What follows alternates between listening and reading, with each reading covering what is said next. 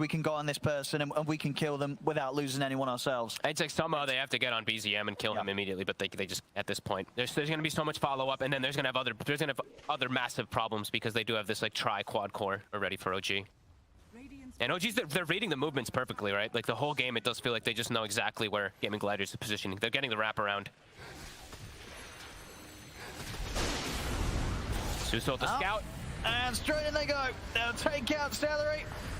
They'll push Tofu off to the side. Boom will come in with the Dragon Tail onto BZM, but it's only going to be a momentary stun. Amar, he's on top of the Bristol. Dredger was able to bring down Misha. Amar just pretty much solo killed the Bristleback, let's be honest. As for dead, Ace is going to try and run. He has got the blink up, but they're going to be chasing. Sprouts up. Ace will cut his way through, but Amar's, you know, a bit of a gimmicky strat, of course, with the offlane out, rushing the Aghanims. But it's not worked out. No. It's not worked out at all here. OG have just completely walked over it.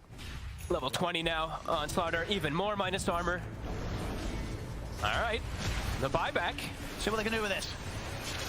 Amar. They want Amar. It's getting a little bit low. And he will go down, so the buyback won't get the job done, Yuragi. But he's able to TP out just in time there. It's very, very close. See if they can get the kill on Puck as well. They can. Will. Okay. Gaming Gladiators holding on. They keep the racks alive. They get the kill. Two of them, the big ones. Amar and BZM showing still a little bit of a sign of life here. They're going to need quite a few more of those. But a good sign of life in particular. Got Godlike streak and a Wicked 6 streaks. And Duracho got one of the last hits especially too, so very important for him. So actually the two most important heroes in my opinion. Yeah. Because you get the Solar Crest now for Celery to buff up the Bristleback, and Bristol should have a follow-up item after this BKB pretty soon. And oh, is Roche? Oh, that would have been so lucky for them if it was an instant spawn Roche. Small signs of life. Misha. He's not going to want to mess around with Duracho too much, just the two supports hit. Yuragi also has Silver Edge done, of course, so the break versus both the DK and the Bristleback will be quite potent.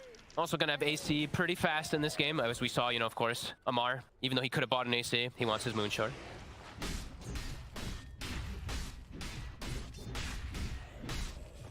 Gaming Gladiators able to pull out that defense around the mid.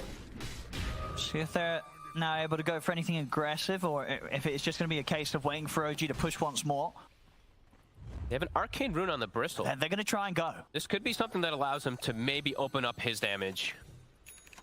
Just say they had a good defense there, but can they actually take fights outside of the map? They also have BKB and 18 on DK, so now he does have Black Dragon form.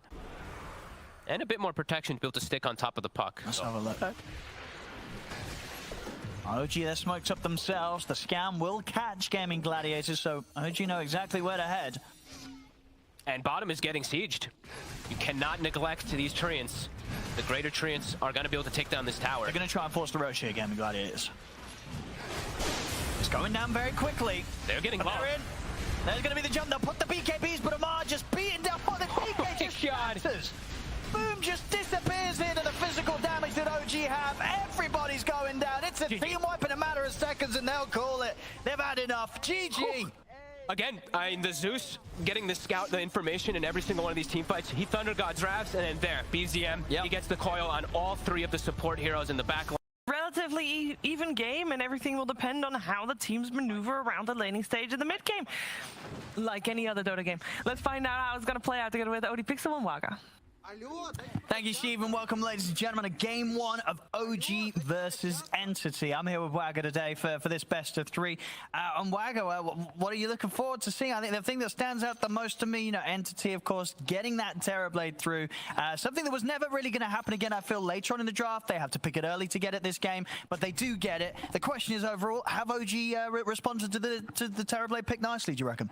I think so. I think draft-wise, this game is definitely very open. Either team can take it. I mean, there's some good stuff going on both OG and the side of Entity, and also some comfort heroes. I mean, we got two master tier heroes on OG here. The Racer for Amar, of course, very respected, and Yuragi on the PL, which looked like a really good hero for this game.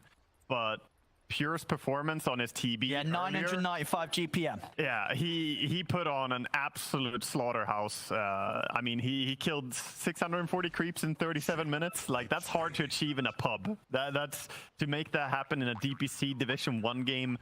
Entity are not here to play around.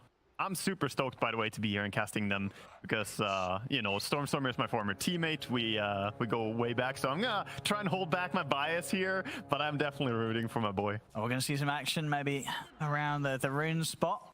See if they're able to get in on this Misha. He's gonna be able to get in and grab it. Yeah, so 3 runes. Good start for OG. Some good tips here to boost the morale here to start the game off from OG. He did speedy click there, Misha. Always got to be fast. Yeah, let's have a look at these lanes. And talking about Storm in the mid, they've ended up with having him on the Tiny here against BZM Zeus. Anyone going to be feeling any heat in this lane? I think Tiny is a pretty good hero against Zeus because he has the ability later on to burst him, but focusing on laning stage, he's one of the few heroes who has high enough damage to potentially deny Zeus. I mean, Zeus has 90 damage with the spell on level 1, so it's really strong. But Tiny actually does have 88 damage as well, you know? So it's really hard.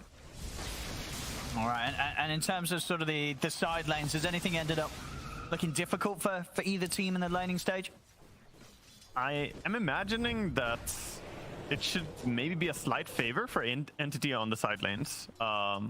As we see, Enigma, of course, will make it so it's hard for PL to really get farmed. Bottom lane, we already see Taiga pulling the creeps because this lane is not so easy to fight into the level 1 meta. So very smart to dodge it by just pulling here. But you see Fishman, he's chasing, doing what a support should do when this happens. You go there and you be annoying. You don't die, but you go there and contest it as much as you can. He's still got a brain set to play with as well, Fishman. Yeah, I don't know about this one. Baiting Tiger into the trade, or maybe Tiger's baiting Fishman into the trade. They've got the plasma ready to go. I'll turn towards Fishman. Can Fishman get the kill? He can't. It's going to be first blood for Amar as Tiger, he baits him in perfectly for that one. It was just a question of who was baiting who, and in the end, it was Tiger setting up for his core Amar to pick up that first blood. You know, they get the kill and it's a first blood, but at the same time, Razor did give up some CS to leave, and they have to go base still with the clockwork. So, of course, this is favoring OG, but it wasn't a very free kill since Razor had to give up farm under the tower. But yeah, good to get that first blood. He can get now some early boots as well on this lane, which could really help him. Yeah, I mean, is there going to be a point early on in this lane where they can start to you know, Amar can like run down Pure, put some pressure onto the TB? They might be able to put a bit of pressure on him, especially now with the double Wraith Band that Razor went for. So instead of the boots, he went for 2 Wraith Bands, giving him a lot of armor. Very smart on this lane. And yeah, top lane we see just a bit of Eidolon micro here. It's hard to go too aggressive with Eidolons because they die really fast to PL right clicks. So you can't get caught out. So they make a bit of a move now. For Uragi. Yeah, but Hoodwink, meanwhile, is just laying into auto attacks. So crucial that he's just non-stop hitting the Monkey King there.